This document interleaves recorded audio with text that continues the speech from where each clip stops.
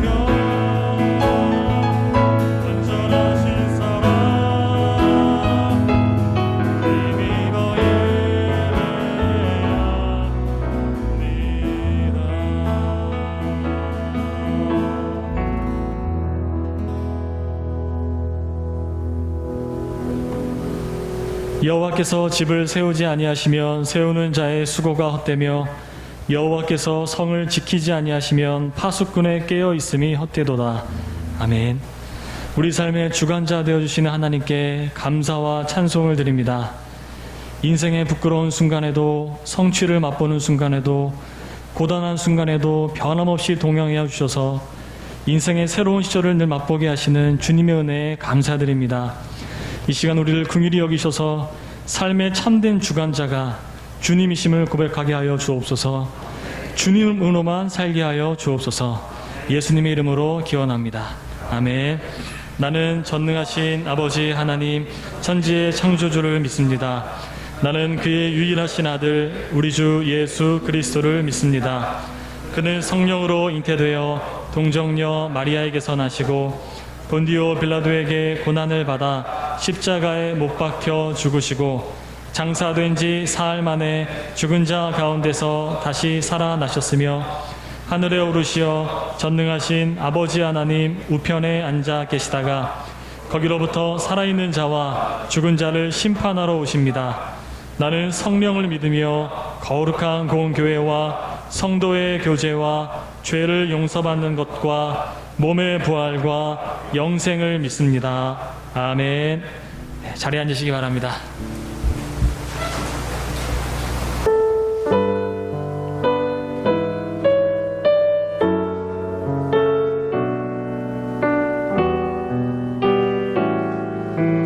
나 주의 도움 받고자 나 주의 도움 받고자 주 예수님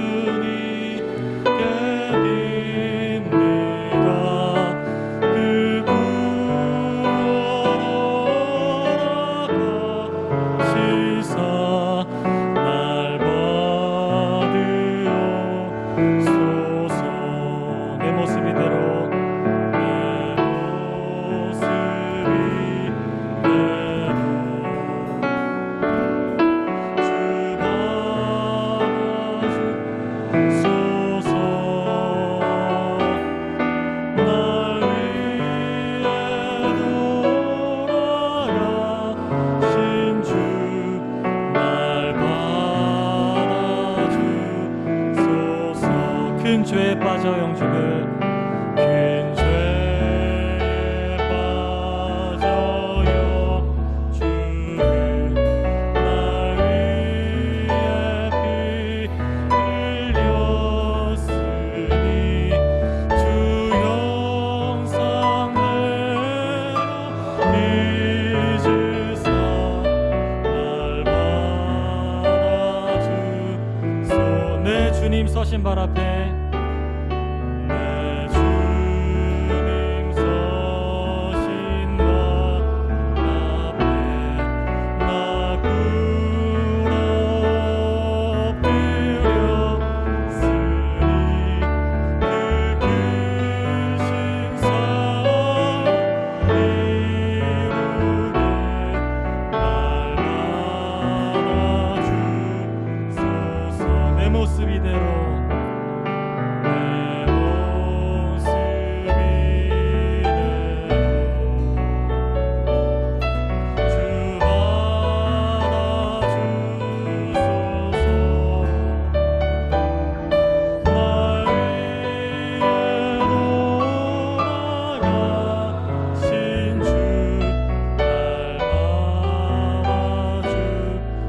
고요하게 다시 한번 찬양합니다. 내 모습 이대로 내 모습 이대로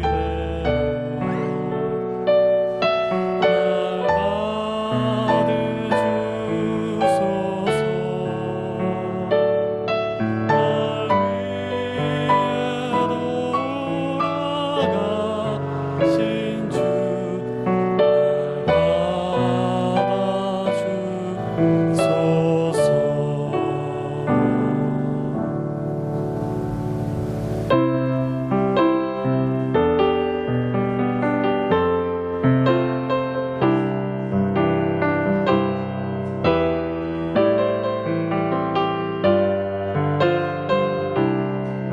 아주 작은 어린 양 한 마리를 아주 작은 어린 양 한 마리를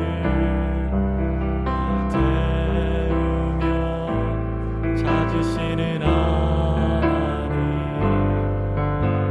보잘 것 없는 아부의 헌금을 넉넉히 받으시는 하나님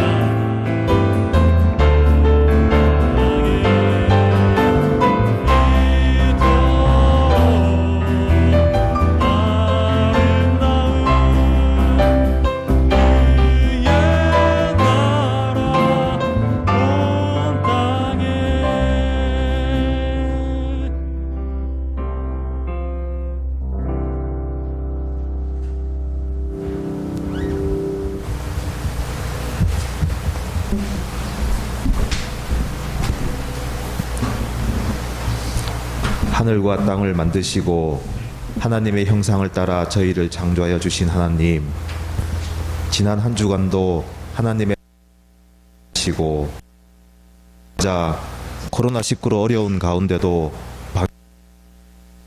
방역하게 하시고 또는 각자 처소에서 경건하게 예배드릴 수 있게 하여 주셔서 감사합니다. 어디에 있든지 우리 사랑누리 교우 한 사람 한 사람이 우리 안에 거하시는 성령을 따라 말씀으로 강건해지고 교제하며 믿음이 성장해가는 성도들이 되기를 기원합니다. 이곳에 사랑누리 교회를 세우게 하시고 지금까지 지켜주셔서 감사합니다.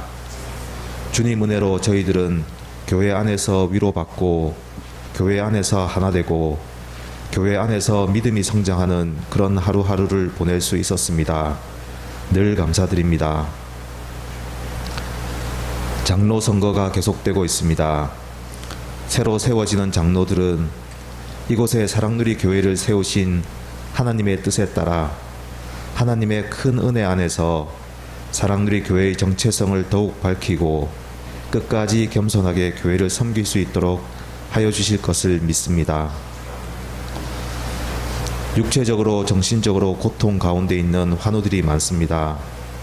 공동체 안에서 서로 위로하고 치유되는 큰 은혜를 부어주시기를 바랍니다.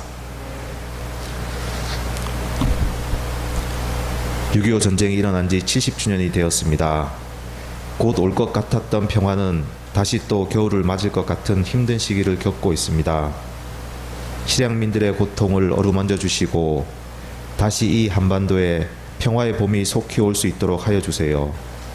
그 일에 사랑누리 교회도 자기 역할을 잘 해낼 수 있도록 지혜와 힘을 더하여 주시길 바랍니다. 어려운 가운데 예배를 준비하신 모든 분들께 성령 충만하게 해주시고 목사님을 통하여 주신 말씀으로 한 주간도 영육이 더욱 강건하게 지낼 수 있기를 소망합니다. 이 모든 말씀 공의로 오신 예수님 이름 받들어 기도드렸습니다. 아멘.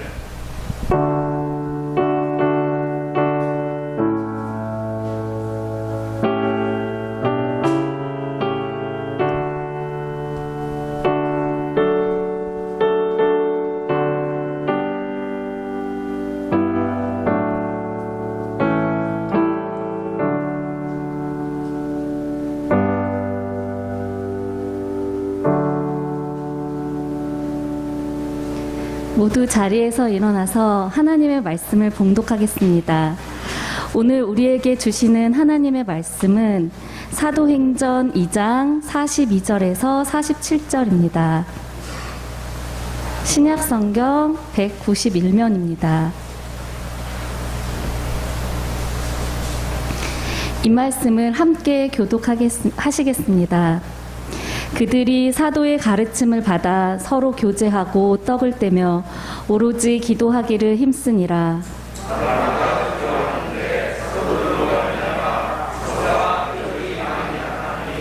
믿는 사람이 다 함께 있어 모든 물건을 서로 통용하고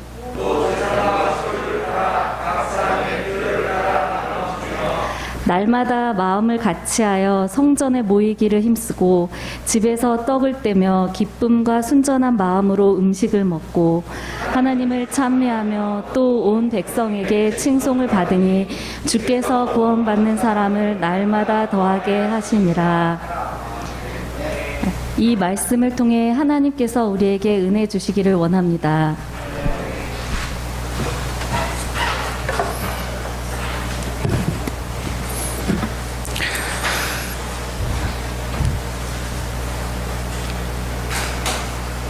저는 지난주 월요일에 국가에서 실시해주는 건강검진을 했습니다.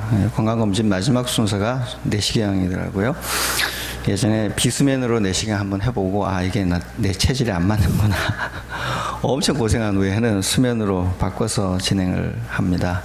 이게 사람 체질인가 봐요. 저희 어머님은 비수면으로 잘 받으시는데 저희 아버지가 그렇게 못 받으시더라고요. 아버지 닮았나 봅니다. 진료 침대에 누워 있었더니 간호사분이 주사를 놓으시고 내시경에 5분, 회복에 한 15분 걸리실 겁니다. 그러시더니 50 넣었어요. 그러시더라고요. 뭔지 모르겠습니다. 그 이야기가.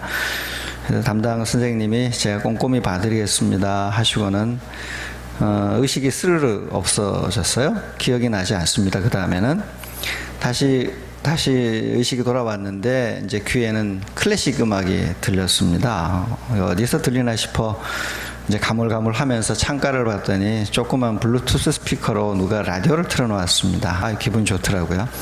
창가에는 초록색 나무가 막 날리면서 음악을 들으면서 의식이 들어왔다가 또 잠시 잠들다 들어왔다 잠들다 그랬습니다. 그때 머리를 번뜩 스쳐가는 생각이,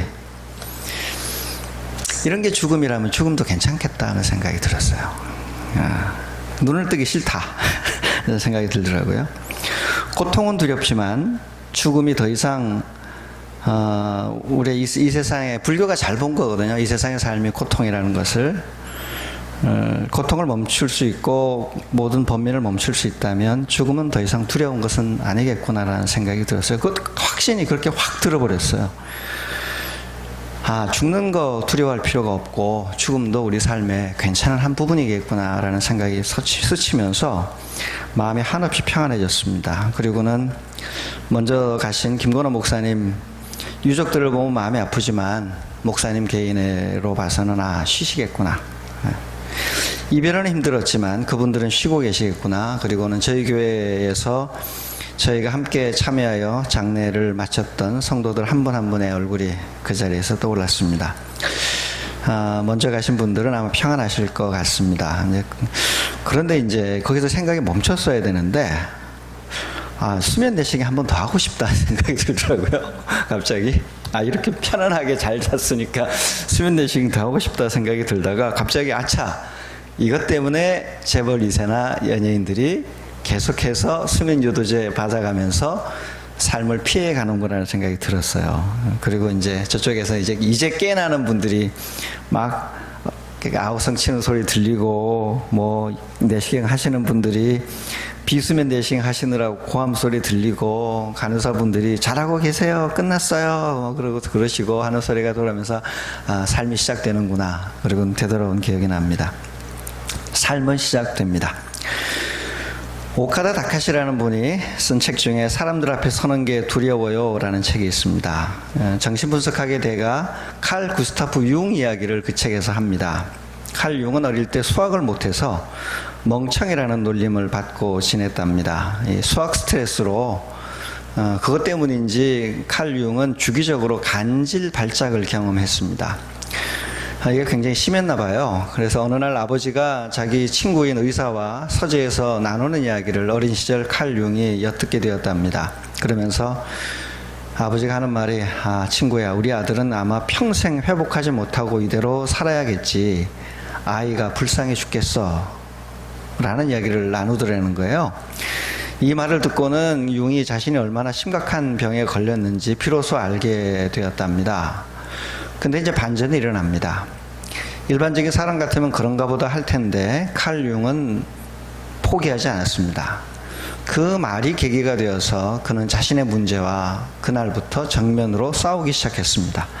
발작이 계속 일어났지만 반복해서 도전하고 반복해서 도전하면서 결국은 수학 못하는 것, 그리고 그로 인하여 생겼던 친구들의 조롱, 간질 발작으로 생겨난 사회적 관계 어려움을 극복해내고 결국은 두려움을 이기고 증상을 완전히 자가치유한 사람이 되었다는 겁니다. 그래서 그가 정신분석학 문제를 파고들면서 계속 애썼던 겁니다. 이렇게 문제를 회피하지 않고 정면으로 맞서며 해결하는 치료법들이 있습니다. 회피할수록 증상이 악화되지만 죽을 각오로 과감하게 문제를 맞닥뜨릴 때 인간은 이겨낼 수 있다는 거예요. 이게 이제 일본에서는 모리타 치료법이라고 비슷한 게 있고, 또 포로 수용, 유대인 수용소에 갇혔던 빅터 프랭클이라는 분은 그런 또 로고스 테라피라고 의미 치료라고 해서 그런 방식으로 계속 인간이 문제를 이겨나가는 방식을 취하곤 합니다. 저는 지금 우리 교회가 하고 있는 일도 그런 방식이라고 생각을 합니다. 당회라는 트라우마로 인해서 다들 좌절하고 교회 가기 싫다. 아마 제가 수면 내시경 들어갔다가 눈 뜨기 싫다 생겼던 것처럼 작년들 거치면서 교회 가기 싫다. 내가 교회를 왜 가는데, 내가 교회 가서 은혜 받고 힘을 내어 신앙생활 잘해보려고 교회 가는데 교회가 이런 것이라면 가기 싫다라는 생각들 다 하셨을 거예요. 그러나 일반적으로 이런 교회들이 당회를 아예 구성하는 것 자체를 포기하고 그냥 당회 없이 살아가는 선택도 합니다만은, 저희는 다시 당회를 재구성하려는 방식을 택했습니다. 회피하기보다 정면으로 맞서기로 한 거죠. 당회로 받은 상처는 당회에서 치유됩니다. 그러니까 이번에 선출되시는 장로님들에게는 굉장히 중요한 책임이 있는데, 일을 많이 하는 게 중요한 게 아니라 이번에 선출되시는 분들은 성도들 안에 놓여있는 당회로 인하여 생겼던 온 교회의 상처를 치료하는 책임입니다. 어떻게 하는 것이 치료하는 것일지 6년의 임기 동안 상처를 치료하는 일, 그것만 하여도 사랑누리 교회가 굉장히 건강하게 갈 수 있는 길을 만들 것입니다. 힘든 줄 알지만 가야 될 또 우리의 길이죠. 지난주 나눴던 말씀을 이어갑니다. 초대교회는 훌륭한 교회, 건강하고 좋은 교회를 만들기 위해서 4가지를 힘썼습니다. 사도들의 가르침을 있는 그대로 배우고 익혔고요. 예수님을 주로 고백하여 끊임없이 평등하게 하나 되어가는 공동체를 만들었고요. 통일성 안에서 다양성을 추구할 수 있는 강력한 신앙고백 친교회 공동체를 만들었고요. 그리고 마지막으로 최선을 다해서 초대교회는 기도하였습니다. 기도. 어떤 기도를 했길래 초대교회는 그렇게 멋진 열매를 맺었을까가 우리에게 궁금합니다. 그거를 이해하려면 우리가 먼저 보아야 될 것은 예수님이 가르치신 산상수훈에 나오는 기도예요. 예수님은 잘못된 기도 2가지를 먼저 이야기를 하셨습니다. 이방인의 기도 하나, 유대인의 기도 하나를 예시를 들어서 이런 기도를 하면 절대로 하나님 나라 열매를 못 맺는다. 너희는 이렇게 하지 말아라 라고 하셨습니다. 잘못된 기도의 첫 번째가 마태복음 6장 31절 32절에 나오는데요. 마태복음 6장 31절 32절 여러분도 아실 겁니다. 함께 읽겠습니다. 그러므로 염려하여 이르기를 무엇을 먹을까, 무엇을 마실까, 무엇을 입을까 하지 말라. 이는 다 이방인들이 구하는 것이라. 너희 하늘 아버지께서 이 모든 것이 너희에게 있어야 할 줄을 아시느니라. 여기에 나오는 너희는 제자들이고요. 이방인들 둘이 대조가 되죠. 이 이방인들은 유대교인들도 아니고 아예 유대교에도 입문하지 않은 타종교인들입니다. 이 둘 사이에는 차이가 있는데, 이방인들의 기도는 모든 것이 염려하여서 무엇을 먹을까 마실까 입을까에 초점이 있다는 거예요.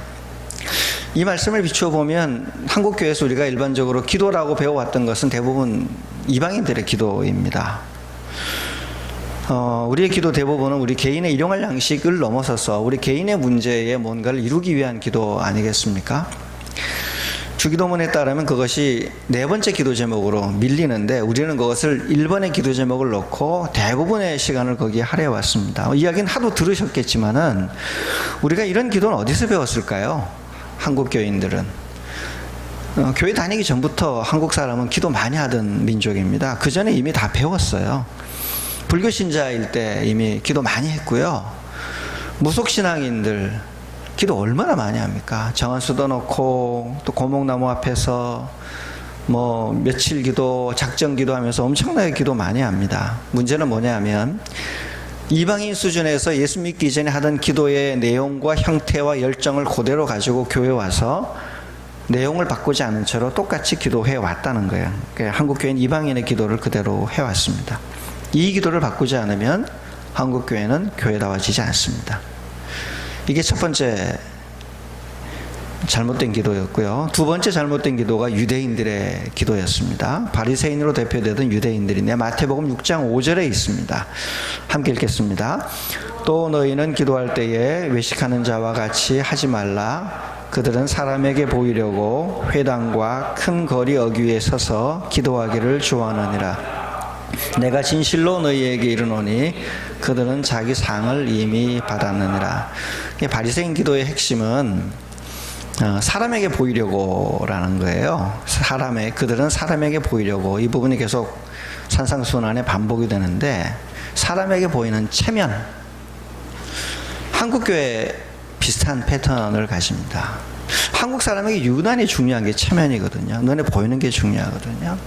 어느 건물에 들어가면 요즘은 좀 다릅니다만 예전에 중국도 뭐 그런 경향이 있는 것 같아요. 바깥 화려한데 안에 들어가면 형편없잖아요.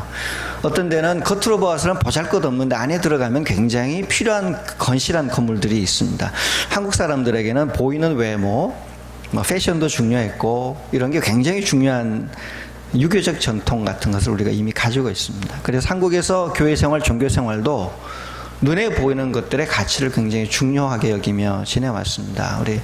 우리 교회에서 그러지 않은데 일반적으로 한국 교회 대표 기도는 장로님들만 하셨는데 장로님들이 기도가 시작되면 젊은 사람들이 고개를 다 떨구죠. 처음부터 그 기도가 하나님을 향해 올라가는 기도보다 본인의 권위를 강조하고 본인의 종교적 경건성을 내세우는 방식으로 종교 권력이 되는 기도가 될 수 있다는 거예요. 우리의 구제도 종교 권력이 될 수 있고 우리의 예배도 종교 권력이 될 수 있고 우리의 기도도 종교 권력이 될 수 있습니다. 본인이 원턴 원치 않든 우리가 하는 모든 경건 생활은 서로의 보이는 부분을 중요시하는 문화 속에서는 종교적 권력이 된다는 거예요. 나는 몇십 년 동안 예배 한 번 안 빠졌다. 나는 매일 몇 시간씩 기도한다는 자신의 경건 생활을 끊임없이 강조하는 분들은 정말로 조심해야 됩니다. 교회에서 기도 많이 가시는 분들, 또 이런 분들 가운데 이런 걸 만나는데 내가 예전에 신학교를 다녔다라는 것이 교회에서는 굉장한 권력이 될 수도 있습니다. 우리 교회에서도 예전에 한번 그거로 인하여 좀 어려움이 있죠. 신학교를 다닐 분들이 교회에서 가지고 영적 권위가 이게 교회를 어렵게 만들 수 있거든요. 나는 성경을 1년에 몇 독씩 한다. 이것이 자랑이 되고 드러내는 수단이 되는 순간 종교적 권력으로 변해가기 시작한다는 거예요. 이렇게 우스워 보이지만요.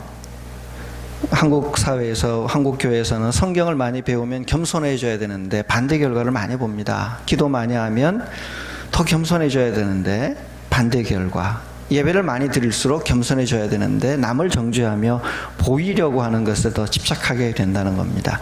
초보자일 경우는 당연히 그럴 수 있는데 예수 믿은 지 오래될수록 이런 방식으로 우리의 삶이 규정이 되어 간다면 우리가 잘못 갔다는 뜻이에요. 이럴 때 멈춰야 됩니다. 지금 굉장히 중요한 시기인데요. 코로나 때문에 모이지를 못하지 않습니까? 새벽 예배, 주일 예배, 이제 겉으로 보이는 예배 생활로 그의 경건 생활을 판단하는 시대는 지나갔습니다. 할 수가 없어요. 그가 얼마나 훌륭한 경건 생활을 유지하고 있는지를 눈에 보이는 무엇을 가지고 판단하는 시기는 지나갔으니 한국 교회를 향하여 정말 중요한 본질을 추구하라고 던지는 음성이 코로나19 속에 들어있습니다. 여러분은 모이지 못하는 시대가 온다면 무엇을 여러분의 신앙생활의 표지로 삼고 살아가겠습니까? 모여서 드리는 기도가 불가능하다면 여러분은 어떤 방식으로 여러분의 경건 생활을 유지하겠습니까? 교회에 모여서 하는 봉사활동이 불가능하다면 여러분은 어떻게 신앙인의 삶을 구체적으로 실천하며 가겠습니까? 신앙생활의 주도권이 여러분 개인에게로 넘어갔습니다. 교회가 주도하여 만들어주고 교회가 인도하고 교회가 모아주고 교회가 가르쳐주고 하는 시대에서 여러분 스스로가 묵상하고 기도하고 말씀 드리면서 자신의 삶을 돌아보고 공동체 안에서 서로를 쳐다보며 서로의 장점과 약점을 비교하여 나의 신앙생활의 영적 수준을 판가름하는 시대가 안 올 수 있다는 거예요. 이제는 옆 사람이 나를 판단해 주지 못하는 시대가 온다는 거죠. 그런 경우에서 여러분은 어떻게 자신의 영적 성장을, 자신의 영적인 삶을 판단하며 하나님 앞에 간음하며 생활할 수 있겠습니까? 근본에서부터 우리는 신앙생활에 고민을 다시 던져야 됩니다. 한국 교회가 잘해왔던 패턴은 다 무너졌습니다. 많이 모일수록, 많이 모여서 가르칠수록, 성가대 모임 갔다가 코로나 터져가지고 지금 왕성교회부터 지금 난리가 아닙니다.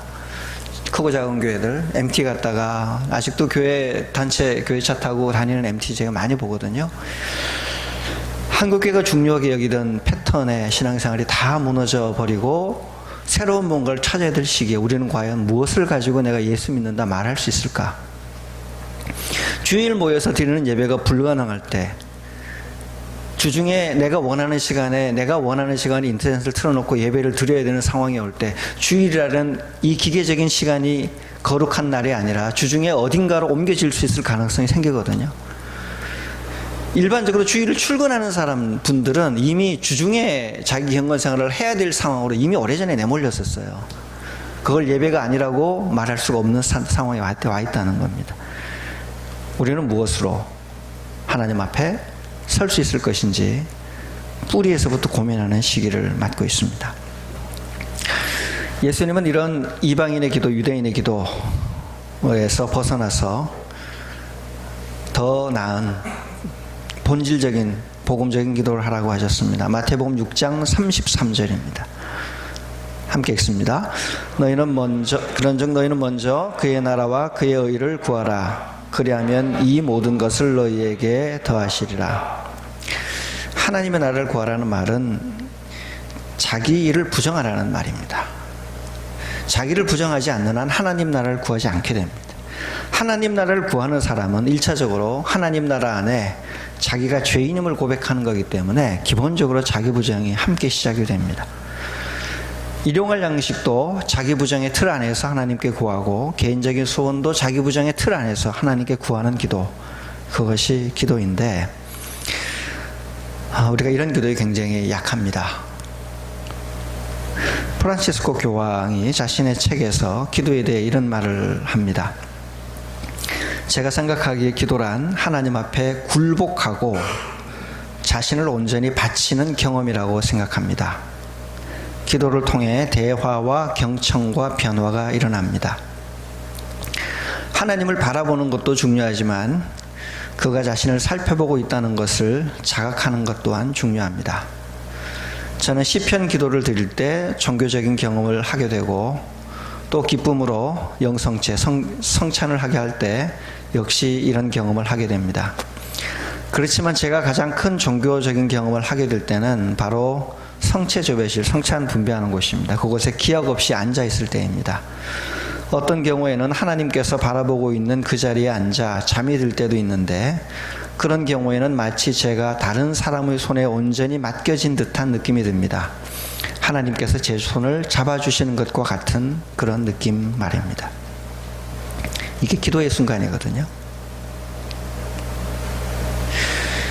이렇게 하나님을 만나서 하나님께 모든 것을 의탁하고 하나님 나를 그냥 가져가십시오. 자신을 드리고 주님이 주시는 건 무엇이든 맡겠습니다 생각하며 자신을 내어 맡기는 행위, 이렇게 자기가 부정된 경험을, 그래서 우리 안이 텅 비게 되는 경험을 많이 하지 못합니다. 저도 교회 생활을 하면서 저도 포함되는 이야기인데 40일 금식 기도하거나 특정하게 시간 정해서 기도하시는 분들의 얼굴이 훨씬 더 경직돼 있어요. 그러니까 끊임없이 기도를 누군가를 조종하고 싶어요. 집사님, 제가 기도했는데 잘 되셨나요? 내 기도가 다른 사람의 인생에 영향을 미쳐서 뭔가 이뤄냈는지를 계속 만들어보고 확인하고 싶어요.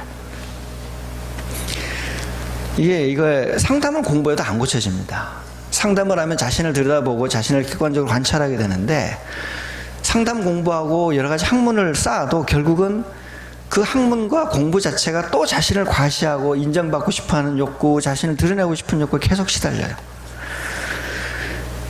우리 한국교회, 개신교회 신앙 패턴에서 뭐가 문제일까? 우리는 왜 이렇게 보여지는 것에 애탈까?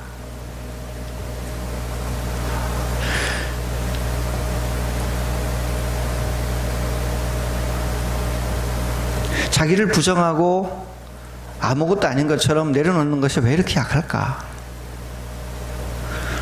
우리는 왜 이렇게 뭔가 완벽한 존재로서 자신을 보여주려고 하는 것에 강할까?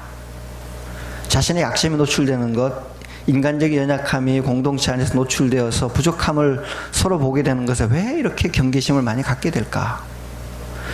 자신의 연약함을 노출시키지 않기 위하여 끊임없이 포장하고 가면을 쓰는 일을 왜 이렇게 우리는 과도하게 하면서 살아갈까?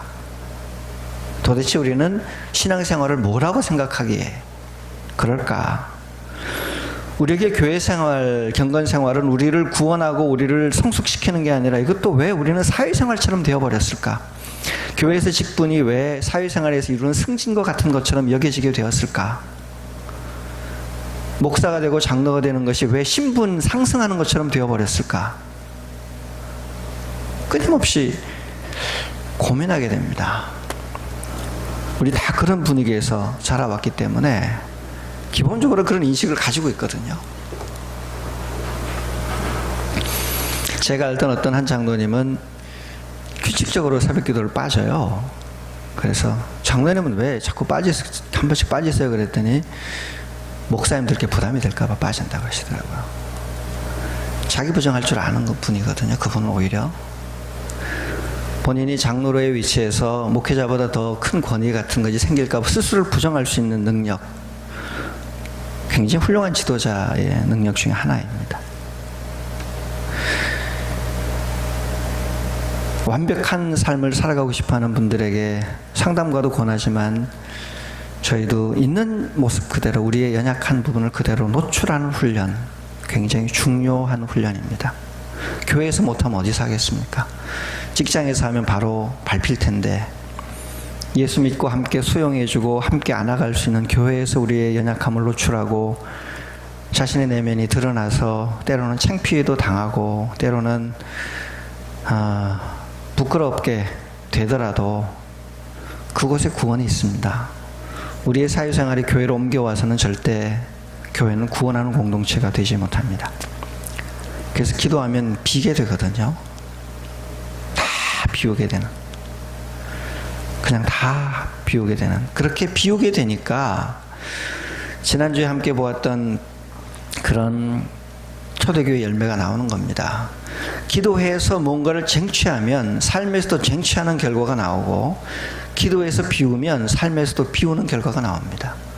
기도해서 낮추면 삶에서 낮추게 되고 기도해서 뭔가 승진하듯이 뭔가를 얻어내면 삶에서 얻어내게 됩니다. 초대교회가 유무상통한 것이 그냥 자기 재산 감동받아 내놓는 차원이 아니라 그들의 기도, 그들의 예배, 그들의 교제 전부가 자기 부정에 초점이 십자가에 못 박혀 함께 죽는 것에 초점이 있었어요.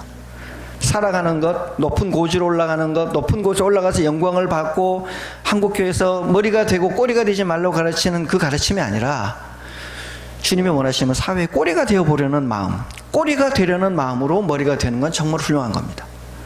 꼬리가 되기 위하여 머리가 되는 과정. 그렇게 살아왔기 때문에 초대교회에 그런 열매가 맺힌 거예요. 42절과 같은 그 모든 영성생활의 초점이 자기 비움에 있었던 겁니다. 한국 개신교는 계속 이야기가 나오는데 자기 비움을 한 번도 가르친 적이 없어요. 기도할 때 가르친 적이 없습니다. 여러분도 못 배우셨다고 봐야 됩니다. 불교와 가톨릭이 잘 통하는 이유 중에 하나는 불교와 가톨릭은 가르쳤어요. 자기 비움을 가르쳤어요.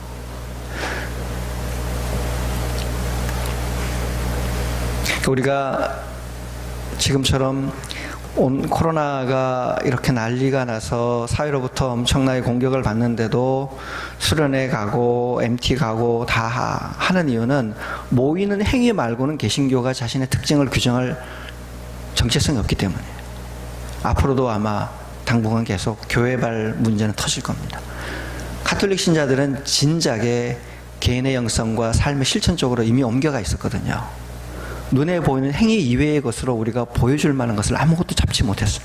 몇 명이 모였다, 헌금이 얼마 나왔다, 뭐 얼마 한다는 것 가지고 우리가 계속 교회 부흥의 척도를 지어봤기 때문에 겪는 반대급부입니다.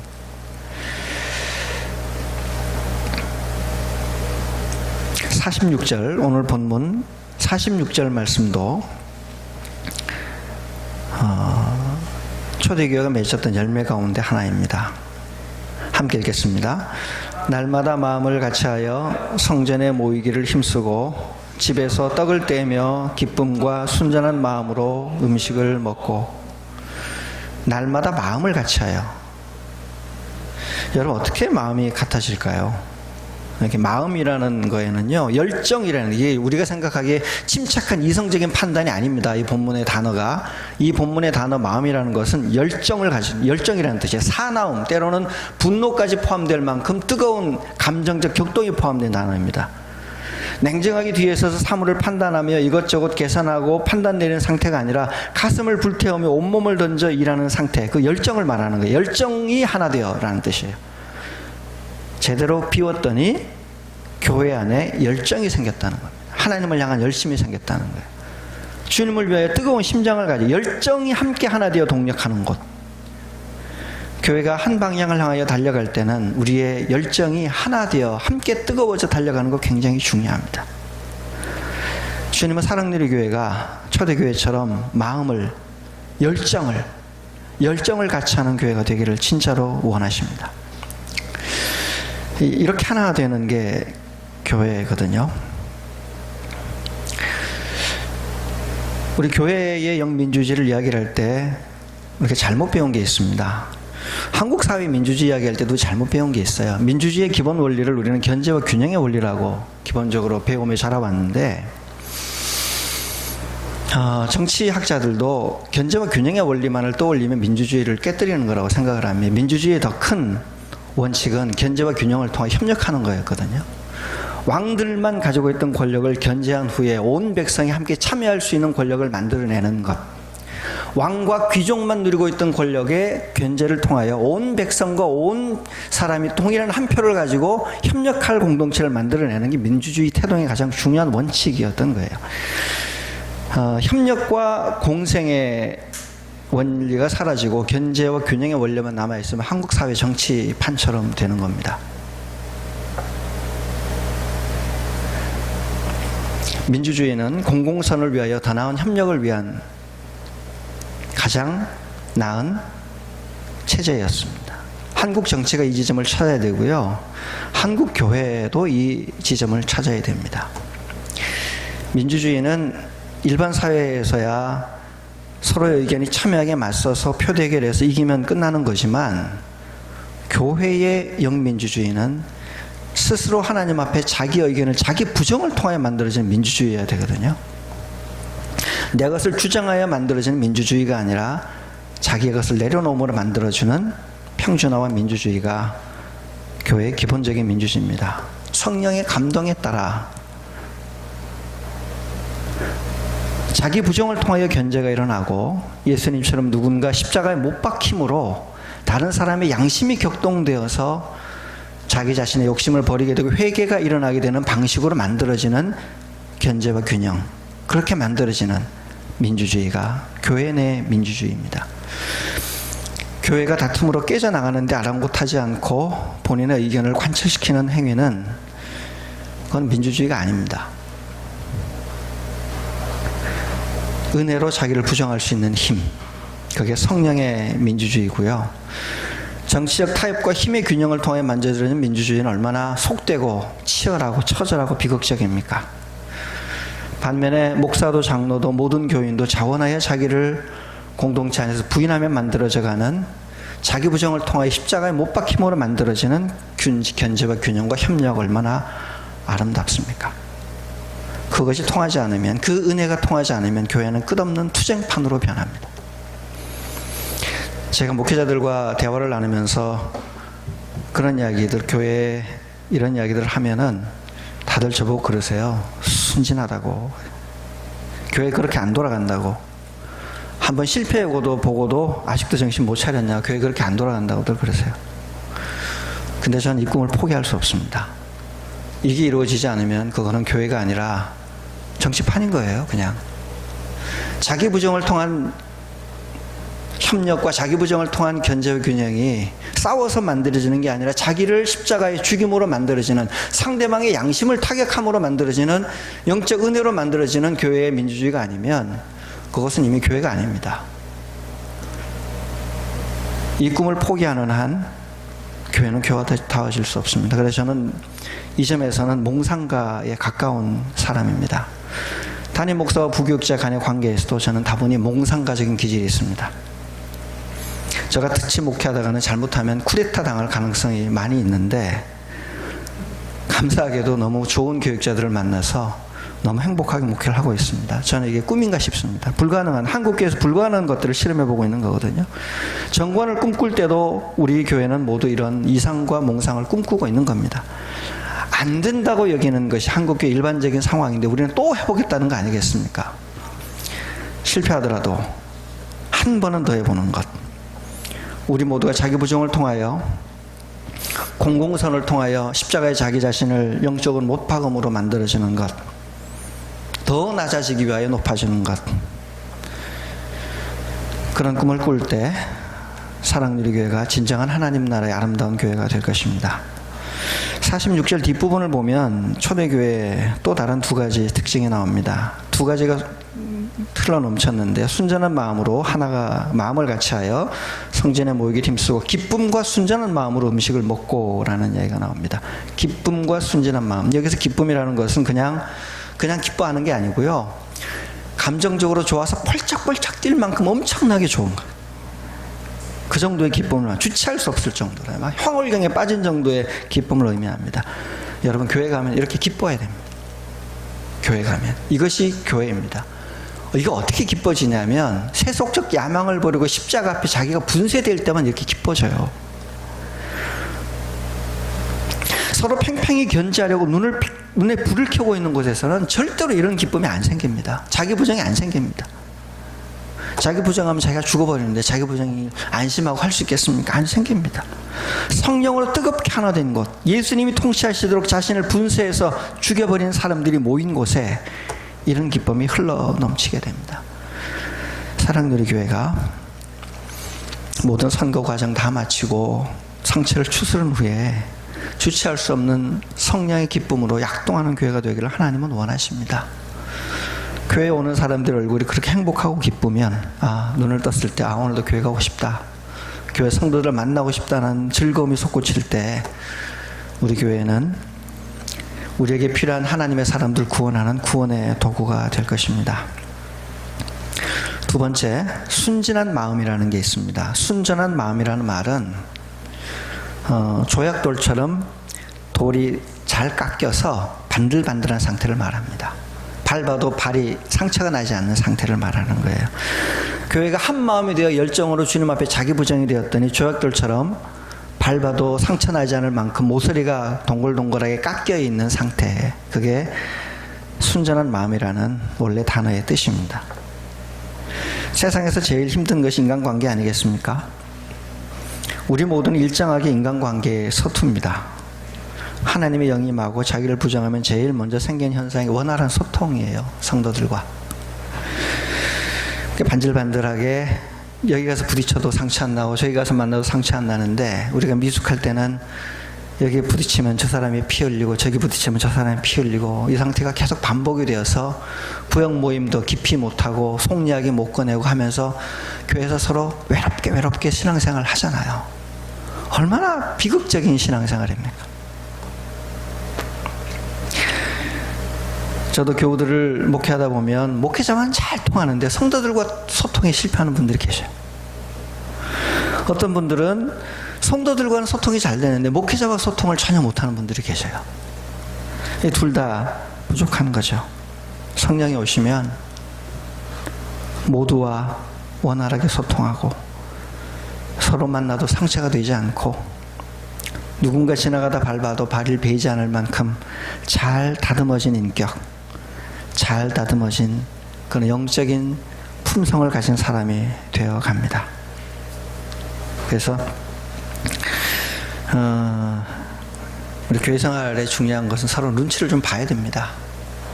서로 살펴가면서 누가 어려운가, 나 때문에 누가 상처받지 않나, 나와 소통이 안 되는 분도 누가 있나 살펴가면서 계속 주님 앞에 자신을 깎아내고 다듬어낼 때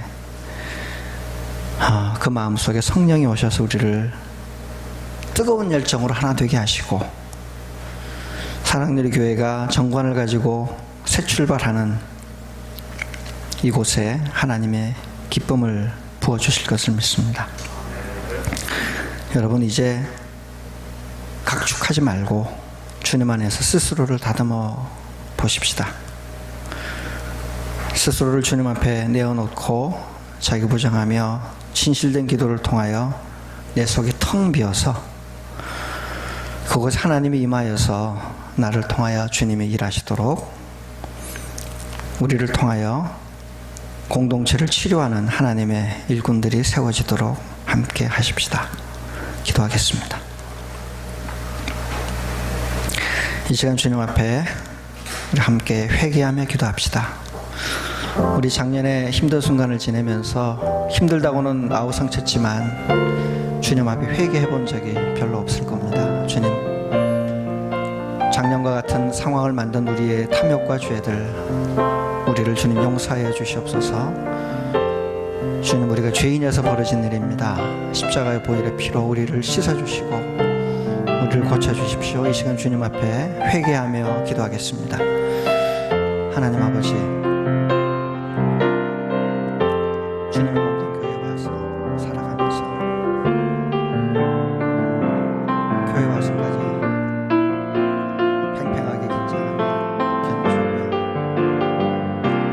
지지 않으려고 주님 그렇게 싸워왔습니다. 하나님 우리를 불쌍히 여겨주시옵소서. 하나님 아버지, 우리를 불쌍히 여겨주시옵소서. 하나님, 우리가 살아가는 일이 없습니다. 주여, 작년과 같은 상황에서 하나님 아버지 앞에 주시길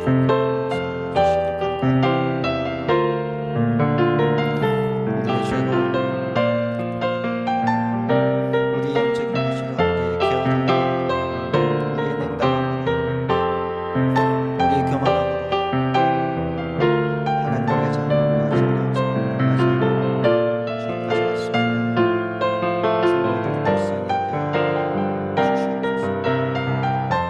주님 우리를 불쌍히 여겨주시옵소서. 하나님 아버지, 우리를 불쌍히 여겨주시옵소서. 거룩하신 성령의 능력으로 주님 우리를 불쌍히 여겨주시옵소서. 주님 앞에 세워지게 해주시고 주님을 바라보게 해주시고 하나님 사랑을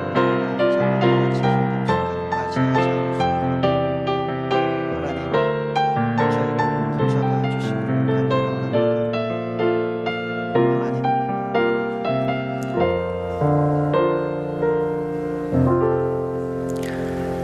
하나님, 주님의 몸된 교회가 상처투성이가 되고 만신창이가 되도록 만들고 일조하였던 우리들의 죄를 주님께 고백합니다. 꿈을 가지고 사랑누리교회를 찾아왔던, 그리고 작년에 처음 교회 발길을 들었던 분들이 작년에 교회 상황을 보고 정착하지 못하고 떠나게 된 것들을 주님 앞에 회개합니다. 하나님, 우리 자신을 자기 부정하기보다 사람들 앞에 자신을 세우기를 좋아하는 우리들의 죄와 연약함을 회개합니다. 이 시간 주님 앞에 엎드려 회개하오니 십자가의 보혈의 피로 씻어주시고 자신의 자아가 죽는, 이미 십자가 앞에 죽어버린 자신을 발견하는 은혜를 주시옵소서. 자기를 비울 수 있는 용기를 주시고 나를 비워 주님의 뜻이 내 안에서 이루어지도록, 주님이 일하시도록 나를 주님께 내어 맡기는 모험을 하게 하여 주시옵소서. 예수님 이름으로 기도드립니다. 아멘. 주의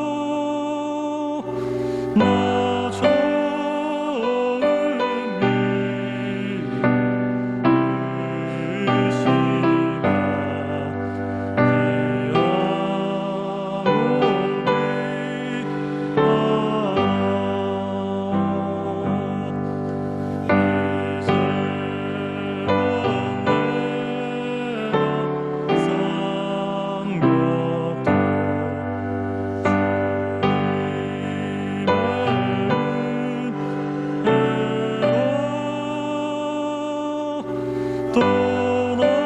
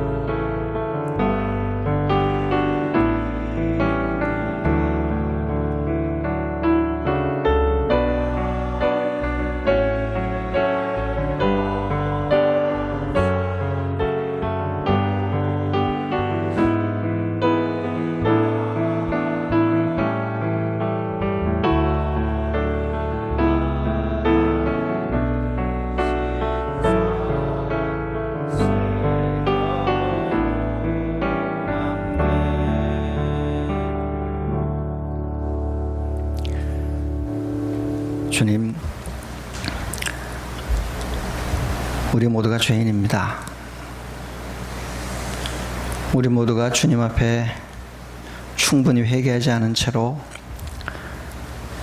늘 새로운 사람인 것처럼 살아가는 죄인입니다. 주님, 우리를 불쌍히 여겨주셔서 십자가 앞에 서는 은혜를 주시옵소서. 하나님, 우리가 연약함을 불쌍히 여겨주사 우리의 부족한 삶의 예물을 하나님께 드립니다. 정결하지 못한 예물이기도 하고 우리의 욕망을 무언히 확장시킨 예물이기도 하고 때로는 사람을 속이고 정당하지 않은 것으로 나도 모른 채 벌어들이게 된 예물이기도 합니다. 그러나 주님, 우리 수준에서 할 수 있는 최선을 다하여 하나님께 드립니다. 주님이 이 예물을 기뻐 받아주시고 다음번에 드릴 때는 더 거룩하고 더 하나님 마음에 합한 예물을 드릴 수 있도록 우리의 삶을 고쳐 주시옵소서. 예수님 이름으로 기도드립니다. 아멘.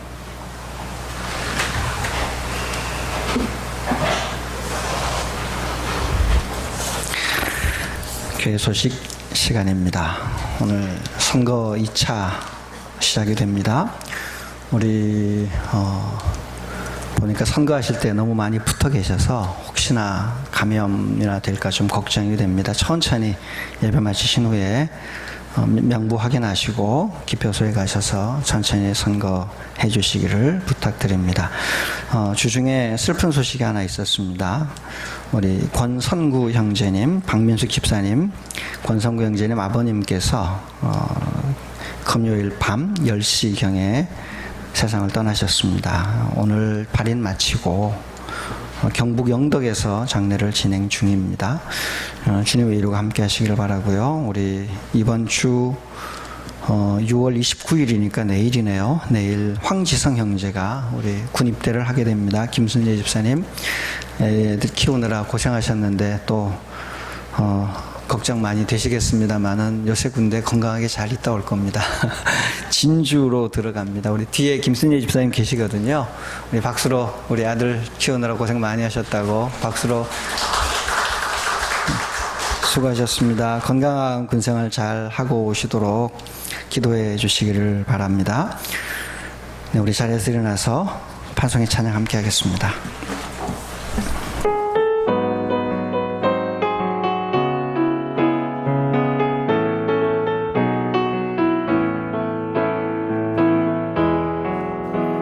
우리 걸어가는 길을 결코 찾는 길을 아니야.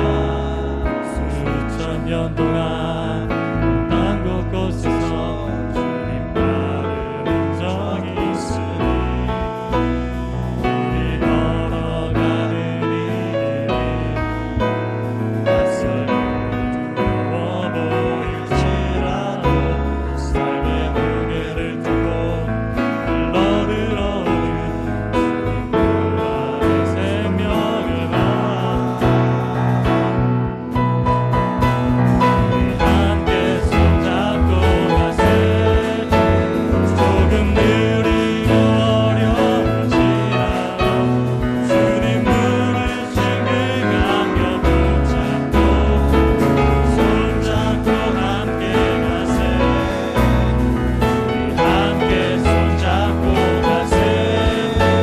때론 더디고 힘겨울지라도 주님 부르신 그날을 향하여 손잡고 다시 한번 우리 함께 손잡고 가세. 우리 함께 손잡고 가세. 조금 느리고 어려울지라도 주님 부르신 그 감격 붙잡고 손잡고 함께 가세. 우리 함께 손잡고 가세. 때론 더디고 힘겨울지라도 주님 부르신 그날을 향하여 손잡고 함께 가세.